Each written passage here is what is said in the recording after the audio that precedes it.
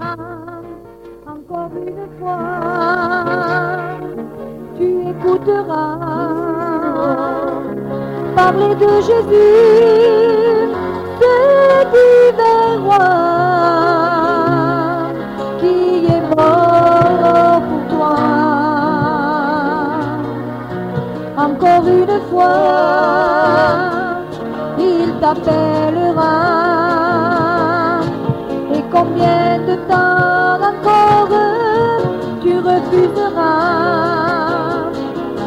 de donner ton cœur au Seigneur des Seigneurs? Combien de temps encore Jésus t'appellera? Jésus t'appelle, Jésus t'appelle, entends-tu mon frère? Jésus t'appelle, Jésus t'appelle, Jésus t'appelle, c'est une grâce et un privilège, il t'appelle. Alléluia. Ne regarde pas ce que les autres pensent de toi. Alléluia, amen. N'en écoute pas ce qu'ils disent de toi. Amen, alléluia. Ils disent que tu es fou et s'ils se moquent de toi, c'est qu'ils n'ont pas compris. Ne dis pas que tu n'as pas le temps. Ne dis pas que ce n'est pas pour toi. Car tu sais bien que le lendemain ne t'appartient pas. Jésus t'appelle, Jésus t'appelle, entends-tu mon frère? Jésus t'appelle, Jésus t'appelle, Jésus t'appelle, c'est une grâce et un privilège, il t'appelle, il t'appelle.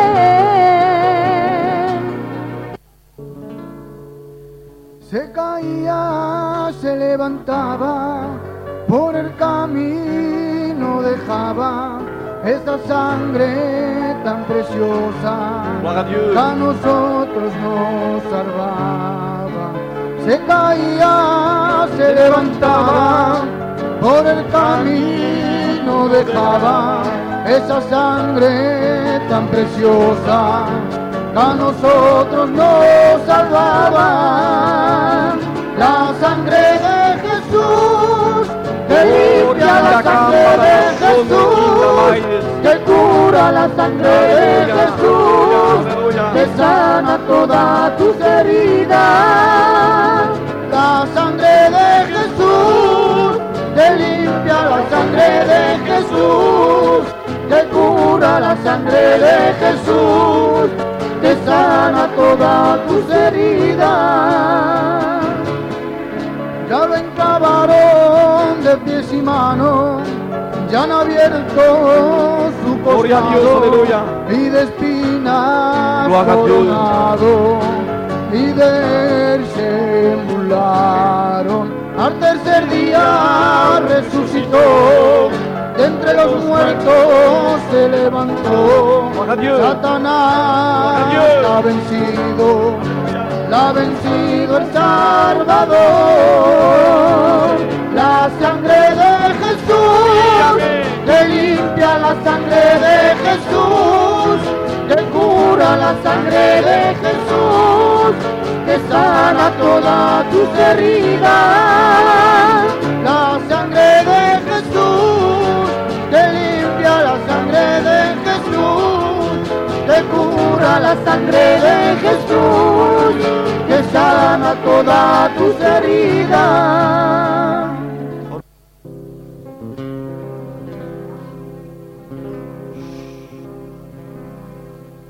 Dieu ne met jamais dehors celui qui vient à lui, celui qui de la mort de passer à la vie, qui reconnaît ses torts, qui prie et s'humilie, Dieu nous aime si fort qu'il a donné sa vie. Du coup, tu n'as rien à faire, seulement qu'à l'accepter, qu'il soit pour toi un père, il t'aime d'un amour vrai. Dis-lui, je suis pécheur et privé de ta gloire. Dis-lui, pardon Seigneur, en toi seul je veux croire. Oh oui, reviens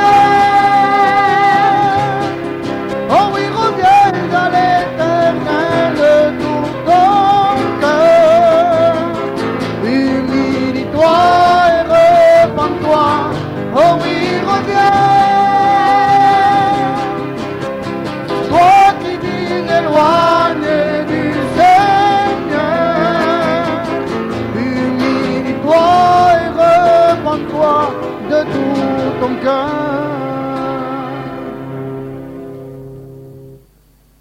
Amen, gloire à Dieu. Que Dieu soit loué.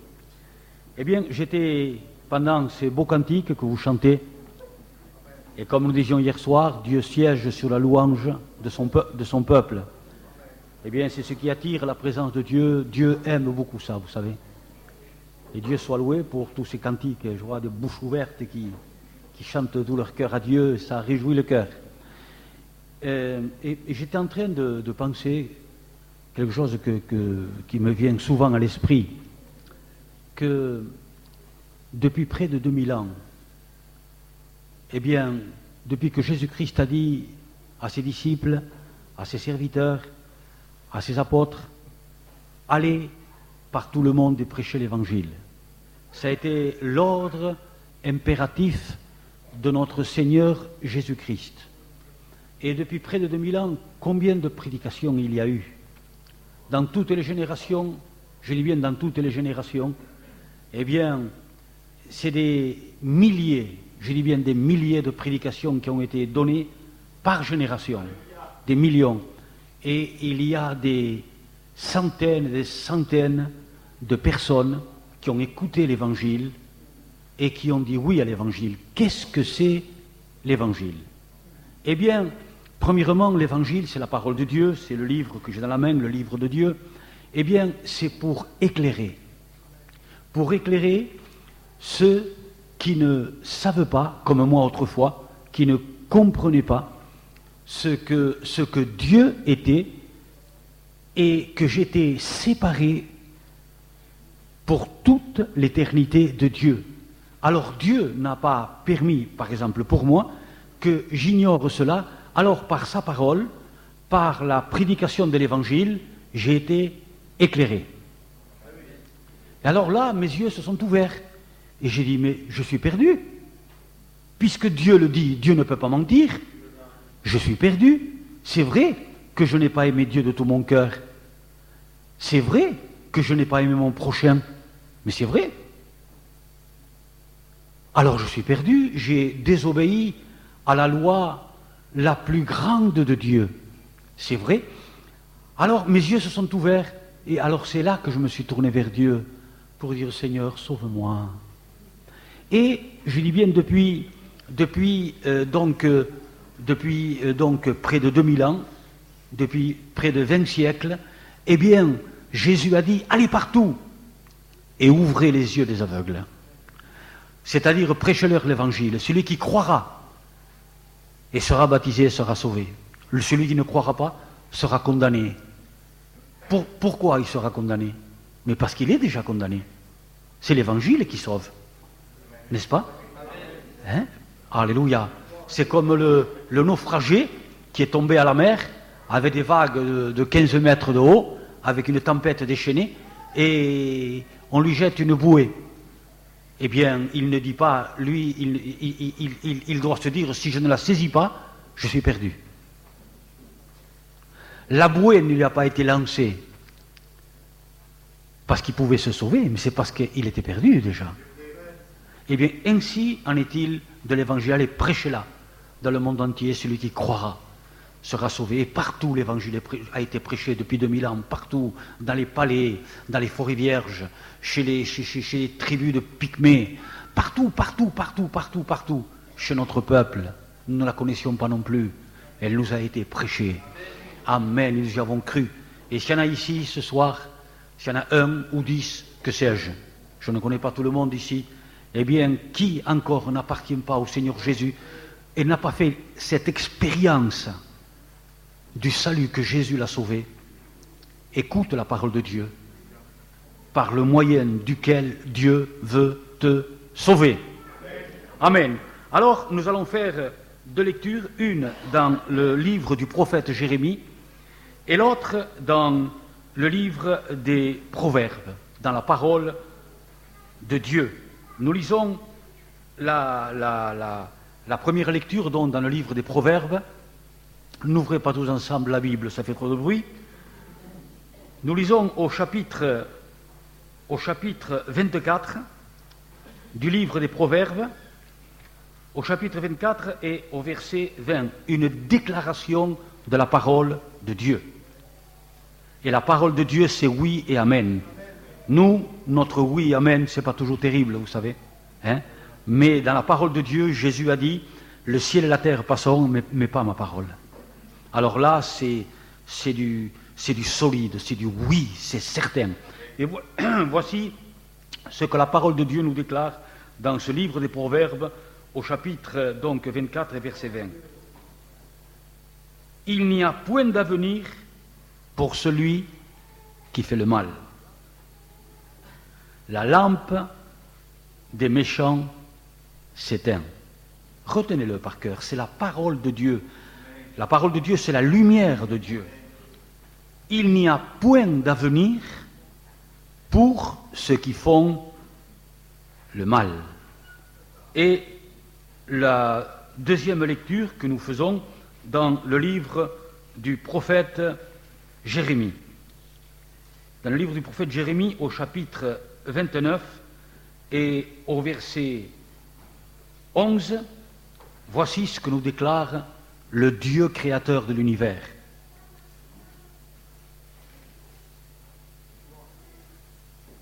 Verset 11 du chapitre 29.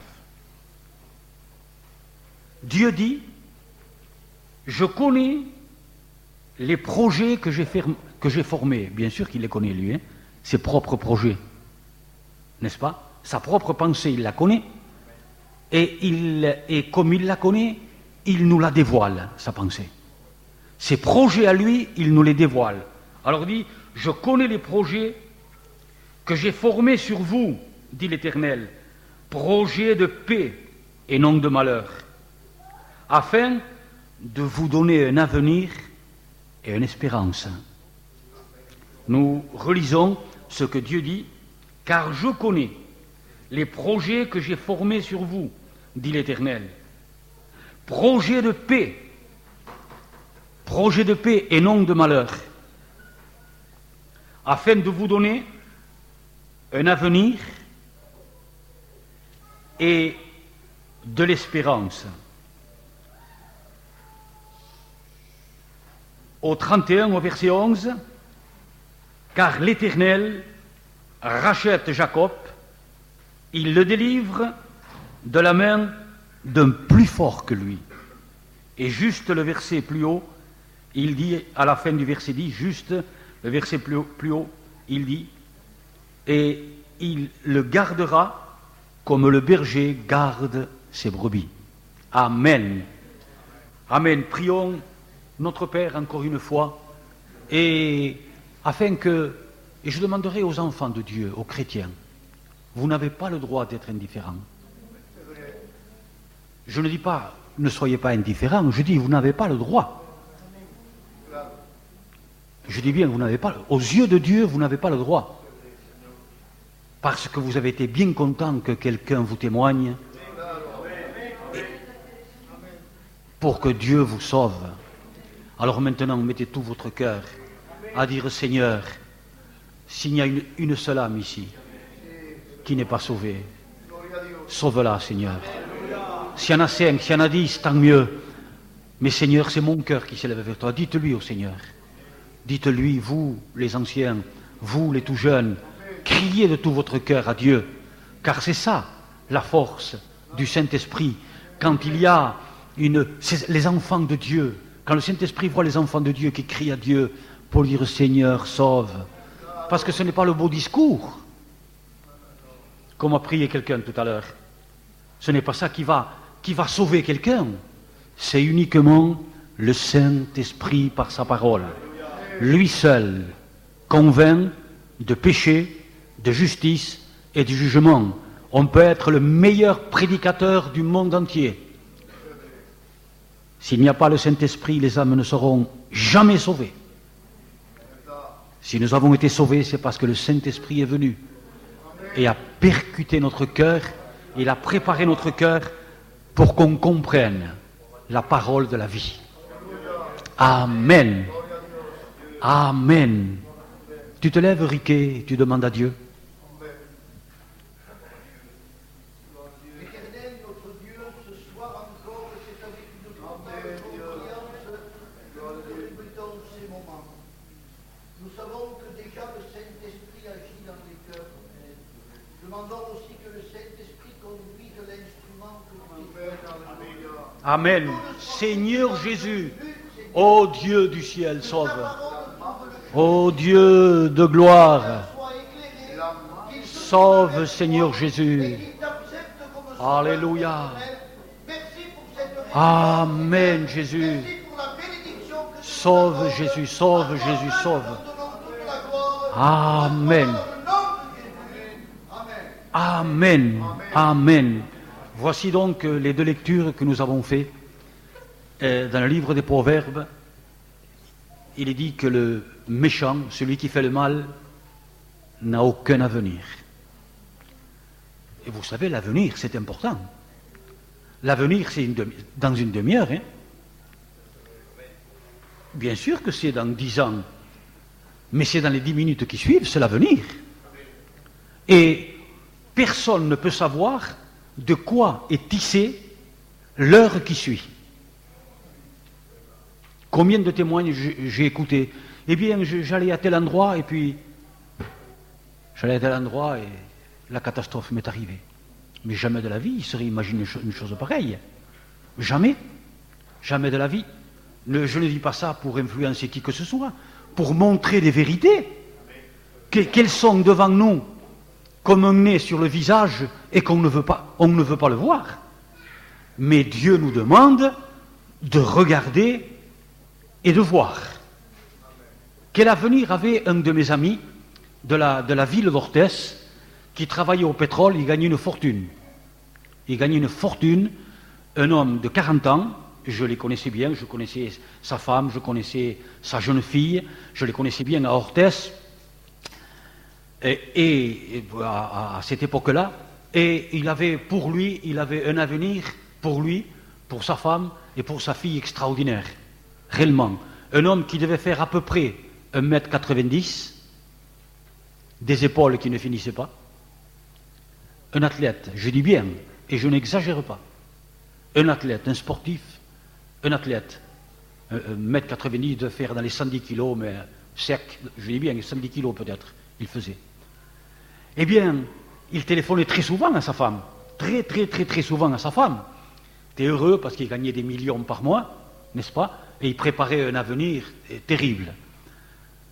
Lui, le téléphone sonne chez sa femme décroche, et il entend la voix de son mari, quoi. Et ils commencent à parler tous les deux, et puis d'un seul coup, il n'entend plus aucune voix, un bruit sourd. Poum! Et elle commence à l'appeler Charles, elle commence à l'appeler, rien. on est venu lui rapporter, des heures après, embolie au cœur, raide mort, l'athlète. Pourquoi je dis ça avant de commencer la prédication? Pour qu'on comprenne, qu'on sache, qu'on réalise que la parole de Dieu est la vérité. Alléluia.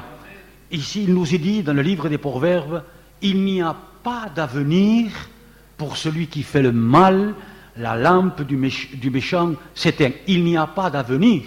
Et c'est Dieu qui le dit dans sa divine parole, il n'y a pas d'avenir pour celui qui fait le mal. La deuxième lecture que nous avons faite, Dieu dit, je connais mes pensées, je connais mes projets, et je vous l'ai dit, mes projets, pour vous qui êtes venus à moi, qui m'avez appelé, eh bien je vous le dis, mes projets. Des projets pour vous de paix et non de malheur, avec un avenir conduit par moi, amen, avec un avenir et de l'espérance, un avenir de paix et de bonheur. Alléluia. Et il dit, je serai pour vous comme le berger qui garde ses brebis. Je vous délivre et je vous rachète. Ça se passe de prédication. Que le Saint-Esprit percute déjà les cœurs au nom du Seigneur Jésus-Christ. Alléluia, que Dieu soit loué. Donc, il est question dans les deux passages de l'avenir. Mais pour le méchant, qu'il n'y a pas d'avenir. Pour celui qui donne son cœur à Dieu et appelle Jésus-Christ au secours, il y a un avenir de paix, de bonheur, et non de malheur. C'est l'affirmation de Dieu et non de malheur. Que c'est beau, qu'elle est belle la parole de Dieu, mais seulement Dieu n'oblige personne. Je dis bien, il n'oblige personne à se tourner vers lui pour dire Jésus, sauve-moi. Fais-toi, Seigneur, mon avenir. Amen. Donc, la première des choses que nous pouvons voir ici, que l'homme ne connaît pas son avenir. Il peut farcir sa tête d'illusions, mais la vérité c'est qu'il ne connaît pas ce qui va lui arriver demain. Il n'en sait rien. Absolument rien. Et comme j'ai l'habitude de dire certaines fois, que aujourd'hui l'homme le plus puissant de la terre, et qui c'est? C'est George Bush. C'est l'homme le plus puissant de la terre. En quelques heures, il anéantit, s'il veut, toute vie humaine de la surface de la Terre. Il a une puissance atomique nucléaire par avion, par bateau, par sous-marin, par fusée, et inimaginable. Je dis bien inimaginable, c'est l'homme le plus puissant de la Terre. Eh bien, cet homme le plus puissant de la Terre, c'est un tocard comme moi. Il ne sait pas si dans un quart d'heure il vivra. Alors, quelle est sa puissance? Zinda, comme ici les manouches. Pauvrette, comme on dit les Espagnols. Pobrecico. C'est un clown comme moi sur cette terre. Mes amis, il ne peut pas dire l'homme le plus puissant de la terre, dans un quart d'heure je suis vivant. L'avenir, c'est Dieu. Dieu a créé l'univers. Dieu a créé les sources d'eau. Dieu a créé, mes amis, les nuages. Dieu a créé l'oxygène. Dieu a créé toutes choses qui bougent. Alléluia, que Dieu soit loué. Et là, donc, il nous est dit que pour le méchant, pour celui qui fait le mal, il n'y a pas d'avenir. Et si vous avez remarqué la deuxième lecture dans Jérémie, il dit « Je serai comme le berger qui garde les brebis, qui garde le troupeau ». Que veut dire Dieu par là? Eh bien, nous savons une chose, et sache-le toi peut-être ici qui ne connais pas bien la parole de Dieu, c'est que Dieu, dans toute sa parole, compare tous les hommes et toutes les femmes de la terre. Il compare toute créature à une brebis, à un mouton. Voilà ce que Dieu dit des hommes. C'est pour cela qu'au chapitre 10 de Jean, de l'évangile de Saint Jean, il parle que lui, Jésus, est le berger, et que nous, qui lui avons donné notre cœur, que nous sommes ses brebis. Parce qu'il donne à comprendre que ceux qui ne sont pas ses brebis, le loup vient, les disperse et les égorge. N'est-ce pas? Il le dit lui-même, que le voleur, il est venu que pour dérober, que pour égorger et pour détruire. Et comme dira Ésaïe 53, nous étions tous, sans exception aucune, tous, tant qu'on n'est pas avec Dieu, tant qu'on n'a pas la certitude que Jésus-Christ nous a rachetés par son sang et que nous lui appartenons, la Bible déclare que nous étions tous, sans exception aucune, tous comme des brebis errantes. Chacune suivait sa propre voie. Mais mes amis, une brebis errante, elle n'a réellement pas d'avenir. Vous savez qu'une brebis est incapable de se défendre. C'est pour cela que Dieu nous compare, nous les orgueilleux, à des brebis. Nous n'avons aucun pouvoir, aucune puissance pour nous défendre contre les puissances de ténèbres. Regardez un exemple, une seule grippe et les jambes flageolent et la bouillotte de glace sur la tête, le thermomètre à la bouche, une petite grippe de rien du tout, je ne parle pas de graves maladies. Alors rendez-vous compte de la puissance des ténèbres. On est totalement inconscient de cela, mes amis, et on ne peut pas se défendre, mais absolument pas contre les forces de l'ennemi. Et une brebis, c'est pour ça qu'on est comparé à une brebis. La brebis ne sait pas et ne peut pas se défendre. Un bourreau, un âne, eh bien, il peut vous donner un coup de pied, mais pas une brebis. Elle ne sait même pas faire ça. Elle ne sait même pas courir. Alors Dieu nous montre que nous sommes comme des brebis, mais la brebis a un besoin de berger, sinon elle est perdue si elle n'a pas un berger bien armé qui la défend. Dans le coin où nous vivons avec Ortega, sur les hautes montagnes de par là-bas, mes amis, il y a des brebis, il y a des soi-disant des loups, et il y a surtout des ours. Et tous les jours, ils trouvent des brebis égorgées. Un jour, j'ai assisté qu'un chien, qu'est-ce qu'il faisait? Il n'était pas plus haut que ça. Il a pris une brebis à la gorge, et la brebis ne se défendait même pas, elle était là. Et quand le chien a ouvert la gueule, moi je tirais le chien par la queue, j'étais gosse, j'avais une douzaine d'années, en appelant le chien, je le tirais de toutes mes forces par la queue. Quand il a lâché la brebis, elle était raide morte. C'est ce que nous sommes tous.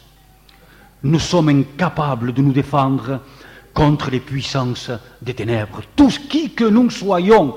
Et il y en a parce que nous avons un peu de muscles, ou d'autres parce qu'ils ont des rayiris, qu'ils ont un peu de lové, qu'ils ont un peu de parné, n'est-ce pas? Eh bien, on se prend les uns, mais pauvre imbécile que je suis, je parle que de moi, hein, que je suis bête, aucune défense, rien.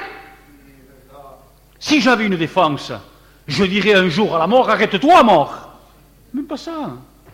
Rien. Pourtant, la mort, disons-le, c'est la reine des épouvantes, hein. Pas de problème, hein. C'est la vérité. No nos hagamos los valientes, et ne faisons pas l'effort, n'est-ce pas? Eh bien, mais pas pour dire à la mort, attends quelques jours, rien. Et la mort te dit, ni une fraction de seconde, petite brebis. Donc aucune défense, rien. Et c'est pour cela, je le répéterai ce soir, pour que ça percute, ça rentre bien dans ton cœur, cette vérité de Dieu qui est prêchée depuis 2000 ans, mon ami, c'est que une brebis errante, sans un berger, mes amis, elle ne peut pas se défendre une. Deuxièmement, Dieu vient de nous dire, la parole de Dieu nous déclare que celui qui fait le mal n'a aucun avenir. Qui sait? Qu'a voulu dire Dieu? Qui sait? qui fait le mal. Qu'a voulu dire Dieu? À qui il appelle celui qui fait le mal et le méchant? Qui c'est celui-là? Eh bien, tout simplement, la Bible déclare, la parole de Dieu affirme, la parole de Dieu certifie, je dis bien certifie, que le méchant, c'est celui qui vit sans Dieu. Voilà qui est le méchant. C'est lui le méchant. Et si la parole de Dieu le dit, c'est qu'il le dit. Et qui c'est qui vit sans Dieu? Eh bien, c'est des brebis errantes, chacun suivant sa propre voie. Chacun fait comme il veut, quand il veut. Il vit sans Dieu et c'est un méchant aux yeux de Dieu. Pourquoi? Parce que Dieu est le divin créateur. Et quand il a créé la créature humaine, c'est pour que la créature humaine, il l'a créée à son image, il l'a créée à sa ressemblance, pour que la créature vive avec Dieu et vive pour Dieu. J'ai une voiture. Je dis bien que j'ai une voiture. Elle est à moi, elle est pour moi. Et quand Dieu a créé la créature humaine, c'est pour que la créature humaine, il a même fait à son image, à sa ressemblance, pour que la créature vive avec lui et vive pour lui. Alors celui qui vit sans Dieu, sans la créature, sans le Créateur, est un méchant. Et sa lampe s'éteint. Un méchant qui doit être condamné. Un méchant qui doit passer en jugement. Un méchant à la merci, je répète encore une fois, à la merci de tous les mauvais esprits, à la merci de tous les démons, parce qu'il n'a pas quelqu'un pour le protéger, parce qu'il n'a pas quelqu'un pour le garder. Ce n'est même pas un pasteur comme moi qui peut le garder. Il n'y a que Dieu. Je dis bien, il n'y a que Dieu, parce qu'il est le Créateur, il a tous les pouvoirs, toute la puissance, toute l'autorité pour garder sa créature. Amen, alléluia. Pour garder, nous sommes tous sa créature, mais ne lui appartenons pas tous. Qui c'est qui lui appartient? C'est celui qui l'appelle au secours et qui lui dit un jour: Seigneur, finis l'orgueil dans ma vie, finis de vivre sans Dieu, à la merci des mauvais esprits, à la merci des démons. Mes amis, regardez sur la terre, jetez un coup d'œil sur la terre. J'ai des amis un peu haut placés qui me disent: on ne veut plus allumer le bouton de la télévision. Des païens, hein? On ne veut plus allumer le bouton de la télévision, on ne voit que des malheurs et des désastres. Après, je suis angoissé, me dire à moi, c'est païen. Je suis angoissé, je ne peux pas dormir. On ne voit que des crimes, on ne voit que ceci, on ne voit que cela. Mais c'est un désastre.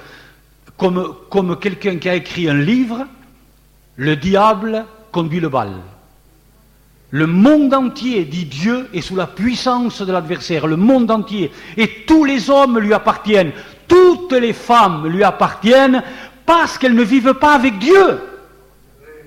Quand on ne vit pas avec Dieu, on appartient au diable. Quand on n'est pas avec Dieu, on est avec le diable, même si on ne le voit pas. Le vent non plus, tu ne le vois pas. Hein. Et il fait des ruines et des désastres terribles un peu partout sur la terre. Hein. Et pourtant, il ne se voit pas. Mais quelle puissance le vent. Des camions, des caravanes qui se soulèvent. Des camions à 10 mètres d'altitude. Essayez de le lever, vous. Alors les mauvais esprits s'envoient plus. C'est pas que je veux parler de mauvais esprits. Ce soir, le thème, c'est celui-ci. Si tu n'as pas le bon berger qui s'appelle Jésus-Christ avec toi, il n'y a pas d'avenir. Il n'y a pas d'avenir pour une véritable brebis qui est en train de se balader toute seule sans le berger sur la montagne. Cette brebis, elle est à la merci des loups, elle est à la merci des ours, elle est à la merci d'un chien errant, de n'importe quoi et de n'importe qui. Et encore, mes amis, il y a des ours et il y a des loups qui peut-être ne savent pas que la brebis est toute seule, bien qu'ils aient un flair terrible. Mais le diable voit. Il sait où tu es, il sait où tu marches, et il sait si tu n'appartiens pas à Dieu. et il te flaire de loin, et il t'entoure, il attend le moment propice. Mes amis, je me couvre du sang de Jésus-Christ, mais je veux que tu saches ce soir que sans Jésus, tu peux avoir 30 pasteurs avec toi et avec eux. Tu peux appartenir à la meilleure église du monde entier. Si Jésus n'est pas avec toi, tu es la plus malheureuse des brebis de la terre. Alléluia. Que Dieu soit loué, parce que Dieu t'aime et il veut te prêcher la vérité. Il veut t'ouvrir les yeux comme un jour. Je le bénis, je le bénis, je le bénis. Il m'a ouvert les yeux à moi aussi. Alléluia. Et depuis ce jour, je lui appartiens. Et au contraire, depuis ce jour, je proclame aussi l'évangile de mon Seigneur jusqu'à que mes yeux, mes petits yeux là, se ferment. Pour partir avec mon berger. Pour partir avec mon Seigneur. Point d'avenir pour le méchant. Le méchant, je le répéterai ce soir, c'est celui qui n'a pas Dieu avec lui, c'est celui qui ne marche pas avec Dieu, c'est celui qui n'est pas converti à Dieu, c'est celui qui n'obéit pas à Dieu, c'est celui qui ne vit pas avec le Dieu créateur.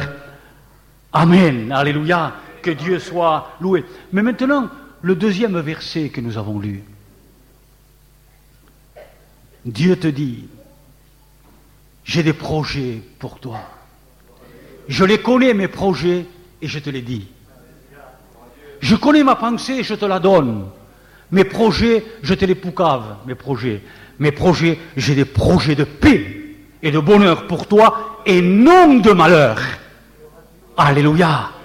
J'ai des projets de paix pour que tu aies un avenir et de l'espérance. Alléluia. Sais-tu pourquoi Jésus-Christ a quitté son ciel de gloire et il est descendu sur la terre? Sais-tu pourquoi il s'est dépouillé de sa gloire? Il a laissé ses anges, il a laissé sa gloire dans le ciel et il est venu sur la terre mourir comme un maudit sur une croix, se faire cracher, se faire insulter. Sais-tu pourquoi? Regarde, nous l'avons lu encore dans ce livre du prophète Jérémie, pour dire, je te délivre et je te rachète. Tu le reliras chez toi. Si tu n'as pas de Bible, je t'en paye une ce soir. Je ne te connais pas, mais ça ne fait rien. C'est le plus beau cadeau que je puisse faire. Hein? Ça vaut plus que tous les trésors du monde entier. N'est-ce pas? Eh bien, il dit, écoute, je te délivre, chapitre 31 de Jérémie, verset 11, je te délivre et je te rachète. Pourquoi je te délivre et je te rachète? Pourquoi un jour Dieu m'a dit à moi, je te délivre, je te rachète? Parce que toutes les créatures de la terre sont vendues au péché. On a une dette contre Dieu qu'on ne peut pas payer. Personne au monde ne peut payer la dette qu'on doit à Dieu. Quelle est cette dette? La dette, c'est le plus grand commandement de tous du Créateur. Tu aimeras ton Dieu, tout ton cœur, toute ton âme, tout ton esprit, c'est la loi de Dieu. Et ton prochain comme toi-même. Moi, je n'ai ni aimé Dieu, ni aimé mon prochain. Ni l'un, ni l'autre. J'étais même capable de haïr mon prochain. Si mon prochain me faisait du mal, ou faisait du mal à quelqu'un de ma famille, j'étais capable de le haïr. Non seulement de l'aimer, mais de le haïr. Pas vous, hein, que vous êtes bons. Tous pareils, coupables tous, une dette terrible envers Dieu. Et il est impossible de la payer. Impossible, je dis bien, de la payer. Laissez-moi vous donner, avant de terminer, ce petit témoignage qu'il nous ait raconté, ce témoignage véridique qui s'est passé en Russie. Du temps du tsar, c'est-à-dire du roi de Russie, Nicolas II. C'était le roi de toute la Russie, le tsar de toute la Russie, Nicolas II. Eh bien, un père a engagé son fils dans l'armée. Il a engagé son fils dans l'armée pour que son fils ait une vie droite, pour qu'il ait un but dans sa vie. Il l'a engagé dans l'armée, mais l'armée, au lieu de faire du bien à son fils, elle lui a fait beaucoup de mal. Il est devenu comptable dans l'armée de Nicolas II, et du tsar, du roi, et pour aller plus vite, et comme il était comptable, il s'est endetté, Et un soir, il a ouvert le cahier. Il s'est assis à son fauteuil, il a ouvert le cahier, il a mis le cahier sur le bureau et il a examiné ce qu'il devait. Et il dit, qui peut payer une telle somme? Alors il a mis la pouska à côté du cahier sur le bureau et il s'est endormi. Il a évalué le tout, mais la pouska était déjà sur le bureau. Il a évalué le tout et il a dit, je n'ai pas de sortie. Qui peut payer une chose pareille? Et justement, ce soir-là, le tsar, le roi Nicolas II, est venu visiter cette caserne. Il l'a visitée, et il l'a visité un peu partout. Il était encore jeune, il a visité un peu partout, et il est rentré dans la pièce du comptable. Il a vu sur son fauteuil, il a vu la pouska. Pour ceux qui ne comprennent pas le pistolet, hein, excusez-moi. À côté du cahier, sur le bureau, et il a regardé au cahier, il a compris de suite. Il a vu la somme, parce que c'était écrit, la somme au cahier qu'il devait. Il avait la pousse, il l'a vu en train de dormir. Et quand il s'est réveillé, peut-être pour accomplir son geste, qu'est-ce qu'il voit sur le cahier? En bas du cahier, en bas du sadette, totalement remboursé, le tsar Nicolas II, et signé. Vous pensez sa joie? Pour lui, c'était impossible, mais pour le roi, pour le tsar de toutes les Russies, c'était possible. On ne peut pas payer. Il n'y a que le tsar de Dieu qui s'appelle Jésus-Christ qui peut payer. Et comment il paye? Avec son sang. C'est pour ça que l'apôtre Pierre va dire, attention, vous n'avez pas été rachetés avec de l'or et de l'argent périssable, mais avec le sang du Fils de Dieu, avec le sang du tsar des tsars. Alléluia. Amen. Il dit là, relis-le chez toi, je te délivre et je te rachète. Pour ceux qui se tournent vers Dieu. Amen. Il dit, Seigneur, rachète-moi. Je ne peux pas payer. Je dois trop à Dieu. Je suis esclave du mal. Il n'y a pas d'avenir pour moi. C'est horrible, hein? Au nom de Jésus, c'est horrible. Il n'y a pas d'avenir pour moi. Jésus, sauve-moi et que j'ai l'avenir avec toi. Sauve-moi, lave-moi dans ton sang. Rachète-moi puisque tu le dis que tu le fais si je me tourne vers toi. Alléluia. Alors Seigneur, je te demande pardon. Sauve-moi, Seigneur. Et Dieu te répond, c'est pour cela, mon enfant, que je suis venu. J'attendais ce moment pour te donner un avenir de paix et non de malheur. Amen. Un avenir de bonheur et une espérance éternelle. Le pire des péchés, le pire des mal commis contre Dieu, c'est refuser le sacrifice que Jésus-Christ, pour te sauver, a fait pour toi à la croix du Calvaire. Voilà le pire des blasphèmes contre Dieu. Dieu te dit, j'ai donné mon Fils pour toi, parce que je t'aime que tu sois sauvé. Je l'ai laissé souffrir, je l'ai laissé agoniser, je l'ai laissé vider de son sang, pour que toi, tu aies un avenir avec moi. Demain, tu ne sais pas où il est. Tu ne sais pas ce qui va t'arriver demain. Tu ne sais pas si tu vas te réveiller demain matin. Mais moi, l'Éternel, le Dieu créateur, je serai avec toi. Je ne te délaisserai point. Un avenir de paix pour toi. Amen. Baissons la tête. Chrétiens, chrétiennes, priez Dieu. Au nom de Jésus, que toute indifférence soit liée des enfants de Dieu. Seigneur, je veux te prier, Père, que ton esprit fasse son œuvre. Glorifie-toi, Père, par ton esprit, ô Dieu, dans les cœurs et dans les vies. Au nom de Jésus, qui ici nous sommes en train de prier, nous avons les yeux fermés. Qui ici lui dit, Jésus, je veux que tu sois mon berger. Je ne veux pas vivre sur cette terre de malheur sans toi, Jésus. Je t'appelle, sauve-moi. Qui dit à Jésus, sauve-moi? Que Dieu voit la main qui se lève.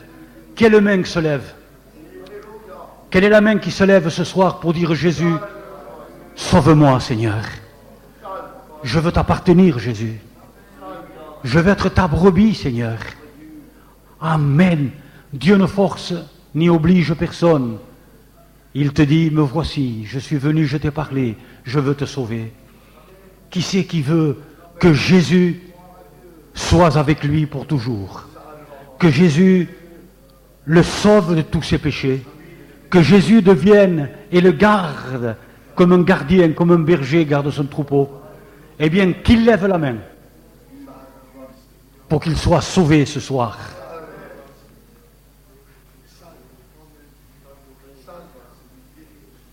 Écoute la prière de ton Église, Seigneur. Que nul ne sorte d'ici sans toi. Que nul ne sorte sans avenir ici. Parce que c'est toi, Dieu, l'avenir. C'est Jésus-Christ l'avenir. Pourquoi? Parce que lui, il sait. Et il a le pouvoir de demain. Mais pas l'homme.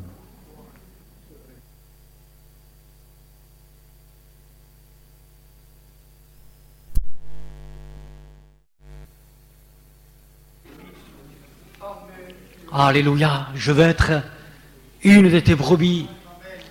Je ne veux pas être une brebis errante, mais une de tes brebis, Seigneur. Alléluia, que Dieu soit loué. Nous sommes là devant Dieu. Dieu est là. Le Saint-Esprit, nous le croyons, il est là.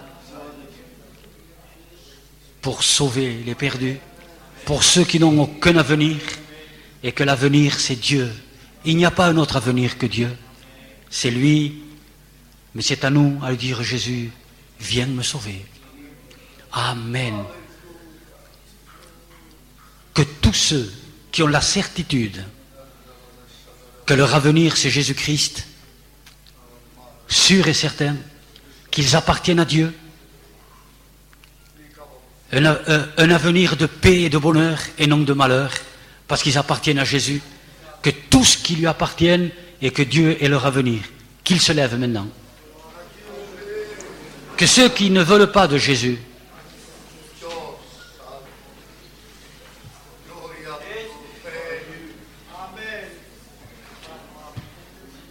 Dieu soit loué, gloire à Dieu. Je vois que il y a partout l'avenir avec Dieu. Amen. Alléluia. Alors tous ceux qui appartiennent à Jésus-Christ sont debout. Amen. Peut-être, je ne vois pas bien, il y aurait une seule personne ici. Ceux qui avaient les enfants, vous levez la main. Hein. Mais une seule personne qui n'a pas Jésus encore dans sa vie, eh bien, il peut encore se lever. Et dire, Jésus, je ne veux pas être avec les démons, mais je veux me lever moi aussi pour t'appartenir. Vous savez ce que je me disais cet après-midi? Celui qui n'accepte pas Jésus comme sauveur, il y a deux choses, deux, et je vous l'ai dit. Ou c'est un grand courageux, j'admire les courageux, c'est pas ce qui va le sauver, mais où il est un courageux terrible, il n'a pas peur à l'enfer, il n'a pas peur aux démons, il n'a pas peur au jugement, il n'a peur à rien. Ou c'est un courageux terrible, ou il est fou. Parce que, oui, il faut voir les choses en face. Ou il est complètement fou, ou troisièmement, les démons l'ont totalement accaparé. Alors s'il y en a encore qui voudraient dire à Jésus, Jésus, moi aussi je veux t'appartenir, eh bien il peut encore se lever. Dieu est patient et veut sauver toutes les créatures.